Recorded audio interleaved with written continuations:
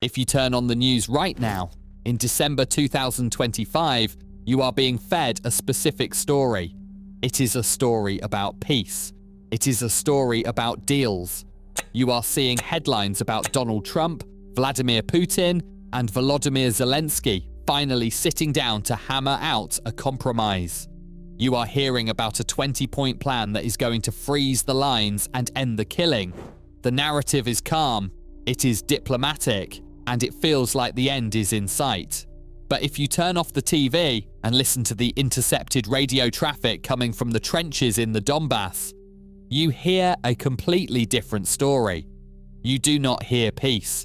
You hear the sound of a Russian soldier trapped in a hole he cannot leave, deciding whether to put the barrel of his rifle in his mouth or pull the pin on a grenade against his own chest.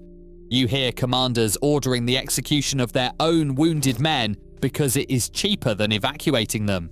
You hear the rumble of heavy artillery, not Russian artillery, but massive ancient guns brought in from North Korea because the second army in the world has burned through its own barrels. There are two wars happening right now. There is the war in the negotiation rooms in Washington and Moscow, where they are drawing lines on a map. Then there is the war in the mud, where reality is being ground down into meat and bone. Today, we are going to do something the nightly news is not doing. We are going to connect these two worlds. We are going to look at the leaked details of the Gaza model peace plan that is being forced onto Ukraine. We are going to break down the cognitive warfare that is hacking our perception of who is winning. And we are going to expose the terrifying statistics, the 0.77% reality that prove Russia is not winning. It is surviving on a timer that is about to run out. This is the truth about the war in December 2025. Let's start with the numbers, because numbers don't lie, even when presidents do. The prevailing narrative coming out of the Kremlin is that the Russian military is an unstoppable steamroller. Putin wants you to believe that resistance is futile, that his factories are outproducing the West, and that his army is slowly but surely devouring Ukraine. He needs you to believe this so that you accept his terms. But let's look at the actual map, verified by satellite imagery and analysed by the Institute for the Study of War. In the entire year of 2025, from January 1st to today, the Russian Federation, with all its meat waves and all its missiles, has captured approximately 4,669 square kilometers of Ukrainian territory. That sounds like a lot until you look at the whole country. It represents 0.77% of Ukraine, less than 1%. Now here is the cost of that 1%. To take that sliver of land, Russia has suffered nearly 400,000 casualties in 2025 alone. If you do the math, that is a staggering exchange rate. Russia is trading 83 human beings, killed or maimed, for every single square kilometer of ruined earth they capture. This is not the strategy of a superpower, it is the strategy of a desperate gambler pushing chips into the pot because he cannot afford to walk away. The Russian army is not maneuvering anymore. They are not doing big, sweeping tank encirclements like they did in World War II or even in 2022. They cannot. The moment a tank column forms up, it gets spotted by a drone and wiped out by artillery. So instead, they have resorted to what experts call a foot-pace war. They send 2 or 3 men, just infantry with rifles, creeping into the grey zone between the trenches. Their only job is to get shot at. Once they get shot at, Russian artillery knows where the Ukrainians are, and it fires back. The infantry are just biological sensors. They are single-use ammunition. And this brings us to the most disturbing revelation of late 2025. The weapons they are using to support these suicidal attacks. For months, we have heard rumors about North Korean shells. In the last few weeks, Ukrainian intelligence has confirmed something much more significant. Russia is not just buying shells anymore, they are buying the guns themselves. We have confirmation that Pyongyang has shipped at least 120 systems of the M1989 Koksan. This is a massive 170mm self-propelled gun. It is a dinosaur of a weapon designed decades ago, but it throws a huge shell a very long way. But it gets worse. They have also deployed the M1991.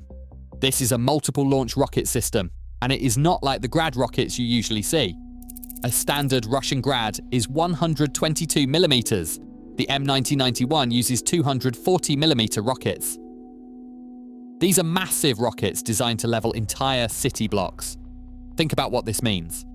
Russia, a nation that claims to be a military superpower, a nation with a supposed war economy running at full tilt, is having to import 1980s-era artillery from North Korea to hold the line in Donetsk. This is the smoking gun that proves their industrial base is cracking.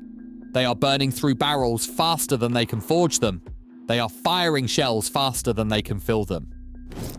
And this industrial exhaustion is mirrored by a human exhaustion that is even darker. We need to talk about what is happening inside the Russian trenches. We have reports from independent Russian outlets and intercepts from Ukrainian intelligence that paint a picture of a psychological collapse. We have all heard of the meat grinder, but recent data from Latvian military expert Janis Sladins gives us a forensic breakdown of a suicide epidemic within the Russian ranks. According to this data, morale is so low that suicide has become a statistical category of its own. They have actually broken down the methods. 56% of these suicides are committed with an assault rifle. 34% are committed by pulling the pin on a grenade. Why? Why are so many soldiers choosing to end it themselves? Because of something called the contract trap. When these men signed up, many of them were poor, from rural regions lured by signing bonuses that amounted to life-changing money for their families. They thought they were signing up for a 6-month tour, but once they are in, the contract has no end date. The decree on partial mobilization means that no contract can be terminated until the special military operation is declared over. You cannot resign. You cannot retire. You stay until you die. We know the story of Pavel Stovchan, a 35-year-old soldier. He was wounded. His father had also been drafted and was killed in the war. Pavel tried to leave legally to take care of his family. The commanders told him no. They told him he was property of the Ministry of Defense. So in a final act of desperation to get a medical discharge, he live-streamed himself swallowing batteries. He did not want to die. He just wanted to be sick enough to escape. And for those who are wounded in battle, the situation is even grimmer. We have intercepted calls referring to a practice called 300 to 200. In Russian military code, 300 means a wounded soldier and 200 means a dead one. In the brutal calculus of the front line, a wounded soldier is a liability. He requires 4 other men to carry him out. He slows the unit down. He costs money in medical compensation. So we are seeing evidence that commanders are ordering the zeroing of their own wounded, telling units not to bring him back, to turn a 300 into a 200. In the 83rd Guards Air Assault Brigade, these are elite paratroopers, not convicts. Investigators uncovered a ring of officers and soldiers who were shooting each other. They were carefully shooting one another in soft tissue, in the legs or arms, avoiding bones and arteries. It was a fraud scheme. They were trying to get the injury payout and a ticket to a hospital bed, because a hospital bed is the only place in Russia where you are safe from the grinder. This is the army that Putin says is winning. An army where elite troops are shooting themselves to get out and commanders are killing their own wounded to save paperwork. And this reality, this crumbling, desperate reality on the ground, is exactly why the diplomatic push has suddenly gone into overdrive. This brings us to the 20-point plan. Since Donald Trump re-entered the picture, the diplomatic landscape has shifted violently. We know there have been secret meetings, and we know there are drafts circulating. Originally, there was a 28-point plan, but President Zelensky fought back hard, calling it anti-Ukrainian, and he managed to get some of the worst provisions removed. Now, we are looking at 20 points. But the devil is not in the number of points. It is in the model they are using. In October 2025, a recording leaked. It was US envoy Steve Witkoff talking to a Kremlin aide. He said, "We put a 20-point Trump plan together, and I am thinking maybe we do the same thing with you. The Gaza model. Let that sink in. They are taking a framework designed for a tiny, blockaded strip of land controlled by a non-state actor, and they are applying it to a sovereign European nation the size of Texas." So what does a Gaza model for Ukraine look like? Based on the leaks, it involves freezing the conflict exactly where it stands. It involves creating demilitarized zones along the current front line in the Donbass.